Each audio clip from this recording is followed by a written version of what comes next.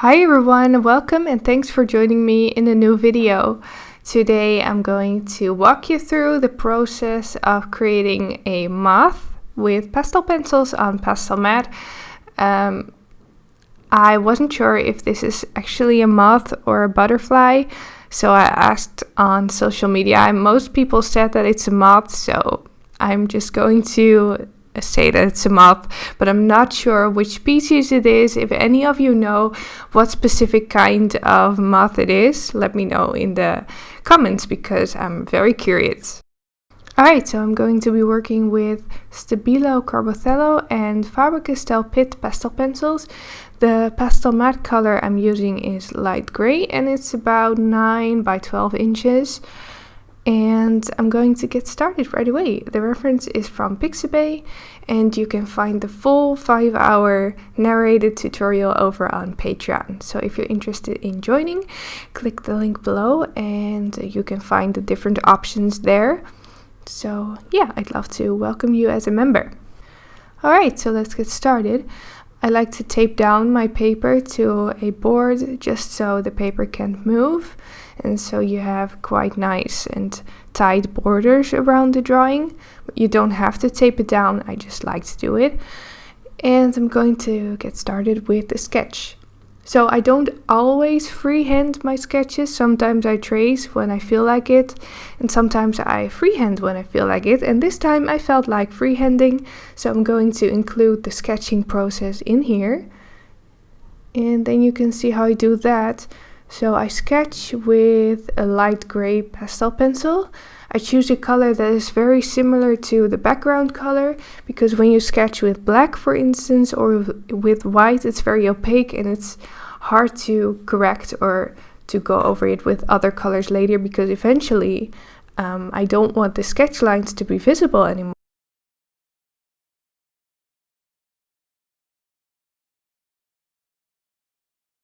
So this is color number 110 and that's what I sketch with, very light gray, slightly lighter than the paper tone.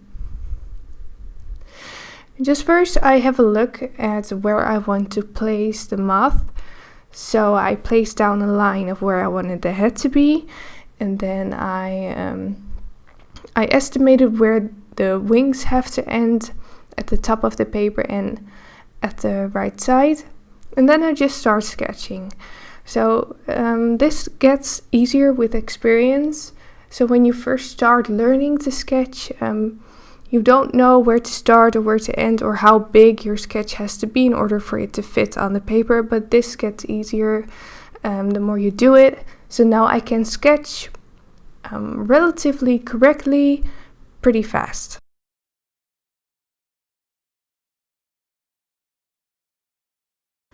And I use a very light hand when I sketch so that I can still correct the lines if I make some mistakes. And I leave all my wrong sketch lines there so I don't erase anything. I don't want to damage the paper, so I leave all my wrong lines as well and then I just go over them with the background colors to correct the shapes.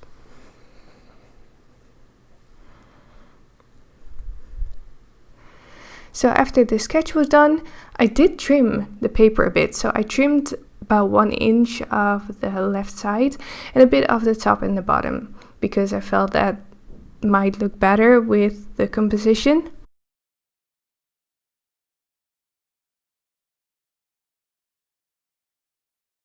And after that, I started with the background. So the background has some really nice colors in it. You can see the very bright orange area stripe in the middle, but I start with the top. I work from top to bottom. And I just started out with some nice blues.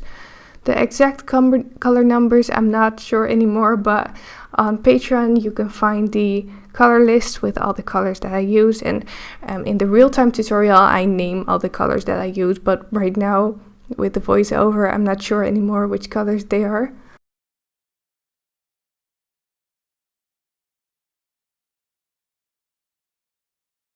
I always like to start out a bit darker than I want the eventual color to be. So I start out with darker blues, darker oranges. I lay down a base layer of those, and then I can always go on top with lighter colors in order to light that color back up. But I do like to start off with a slightly darker tone just to fill up the paper and get it nice and dense. And for the background, I keep all my strokes horizontal. So I make sure to make those equal and even, so you get the most even blending in the background. You don't want to see all kinds of different horizontal and vertical strokes. That doesn't look very nice. So I do my strokes horizontally, and I do the blending with my fingers also horizontally.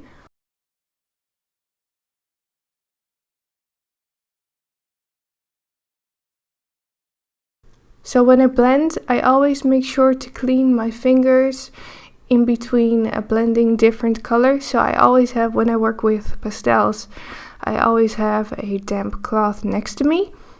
And when I just blend the blue, for instance, and I have to blend the bright oranges, I clean my fingers in between, because you don't want any blue inside the orange area or any black inside the orange area. That looks very muddy. So make sure to work very clean when you're working with pastels.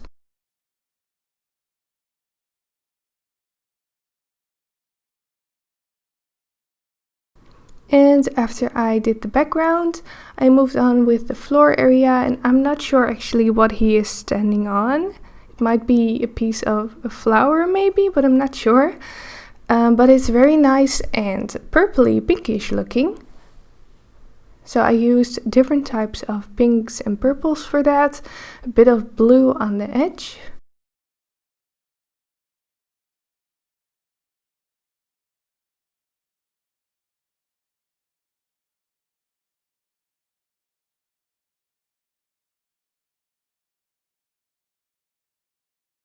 And the floor area is quite blurry, it's a bit out of focus. So I didn't spend too much time on it. I didn't want it to be too detailed, because I want the main focus of the viewer to be on the moth itself.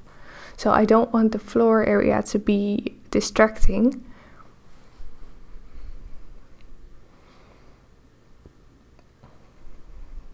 So I almost created a bit of a bokeh effect with the blues and the pinks on the floor. And after that I moved on with the wing. So what I first do is outlining the wing. I lined that out with a very bright pink. I know that color number, that is 681, a very nice bright and flashy pink tone. Because I do want to make sure that the outlines of the moth are very tight, because I really want it to stand out from the background. So I don't want it to blur into the background. And after outlining, I moved on with the shapes inside the wing. So I started out with mapping out the light stripes in it. So I used beiges for that, a yellow beige and a more gray toned beige. I don't want to use a white right away, because that will be too bright for a base tone. So when I do a light base tone, I go for grays or beiges. And then I use white to put in the highlight later.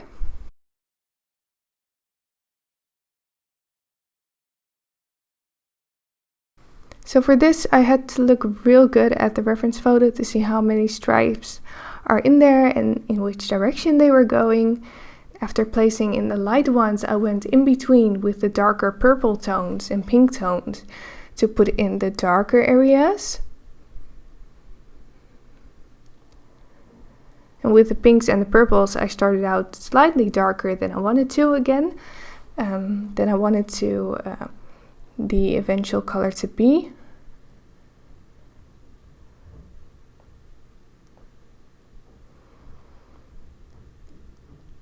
So I like to start out with quite basic base tones, not too many colors yet. I just want a starting point, and then when I have the whole area filled in, I can start building up the details and all the different color nuances in there.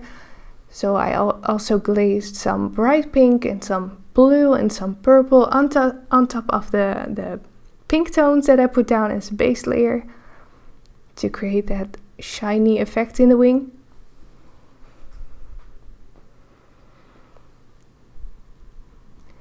And then also those light stripes on the wings, they aren't exactly straight or tight. So with the light colors again, I went over the stripes and created some different nooks and crannies in them. Made sure they weren't as tight looking. And then after that I went in with white and added some real bright highlights on the white stripes or on the lightest stripes. And this really creates the glistening effect on the wing.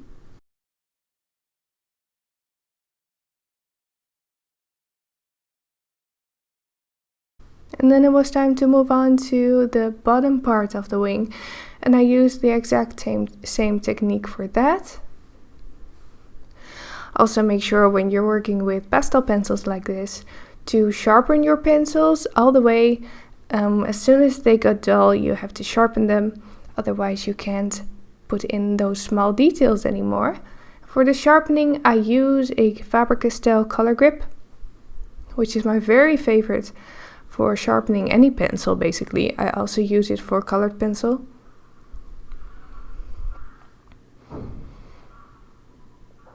And for the bottom half I also put in the light stripes first, and then the dark areas in between.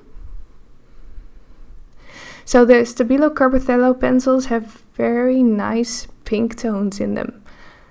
Very nice range of pinks and purples. Unfortunately, most of those aren't very light fast, so that's a bummer. I won't be selling this piece because of it. It will fade. It will probably fade quite quickly. I haven't really found a pastel pencil brand that has very light fast pinks. If any of you know of a brand that is more light fast, let me know. I don't think the Faber-Castell pits aren't that light fast either, with the pinks and the purple tones.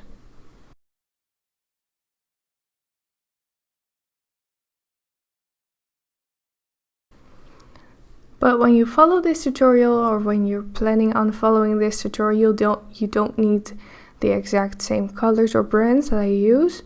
You can also use a different brand of pastel pencils as long as you have colors that are a little similar, you'll be good. The most important is to put in the right contrast, so the right amount of lights and darks, and then it will look realistic. So you don't need the exact same colors if you're planning on following along with this tutorial. Alright, so after the wings were done, I moved on with the head, with the eye in the center.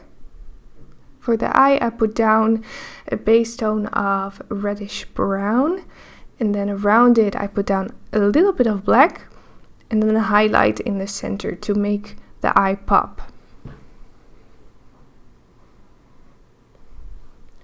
And then the fur actually on the body is pretty long. I can call it fur, I think, because they are actually quite long hairs. So I use the exact same techniques as I would use for drawing a mammal. Put down a medium tone, in this case an orangey yellow, dark yellow, and then I put down some dark shadows in between. I used a lot of the color 640 here, which is a dark purplish brown. It looks a lot like Caput Mortuum Violet from Faber-Castell Polychromos. I used a lot of that here on the body as a shadow tone. And then after putting the medium tone and the darkest tone down, I could take a lighter yellow and pull out some lighter hairs. So add the lighter hairs on top. This really makes the fur look like fur.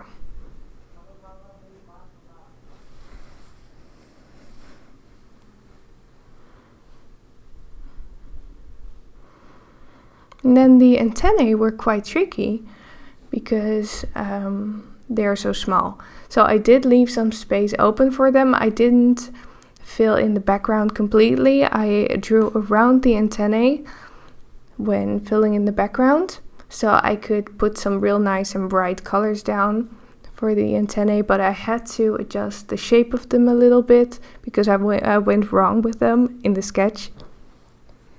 But eventually they turned out okay. So for those I also put down a brown base tone and then lightened up the highlights with yellow and pink.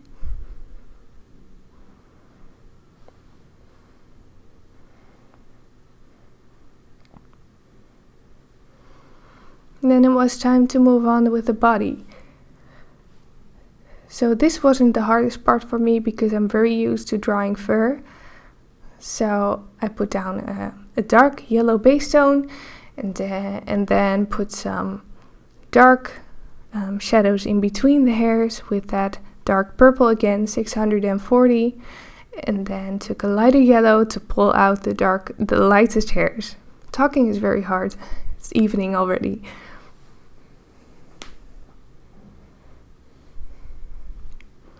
So basically that body part, that center part, was quite quick to do. Then I moved on to the tail end, the tail part of the body. Not sure what you call that. Looks a bit like a wasp.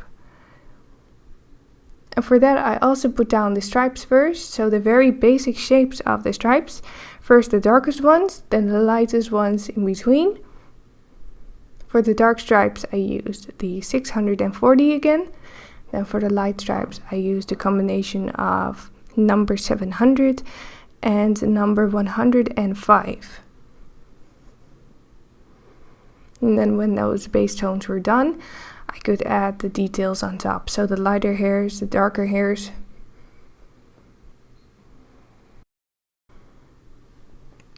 And then after the bottom part of the body was done, I moved on to the final area, which were the legs, which are very fun to do because they are so bright. So for those I used very bright oranges and some yellows. First I just filled in the basic shapes of the legs with a very solid layer, and then I used yellow to make some hair stick out on top of the background. And then I just had to add some shadows in them, especially in the hind legs that are pushed to the background more, that are a bit blurrier. But the legs didn't take a lot of time to do. And after 5 hours this drawing was completed. I didn't think it would take that long when I started actually. 5 hours quite long for a piece like this, but I'm very happy with how it turned out. It turned out quite realistic, quite detailed, and I really like the colors in them. So although I won't be able to sell it, I will probably frame it and put it up on my own wall, maybe have some prints made of it. And you can follow along with this tutorial on Patreon. And that brings me to the end of this video. I hope you enjoyed it. Let me know what you think of it in the comments below. And then I'll see you in the next video. I am planning on uploading more, so I have some videos planned still. Probably some live streams as well. So keep an eye on my channel and don't forget to subscribe, and then I'll see you in the next video. Bye guys!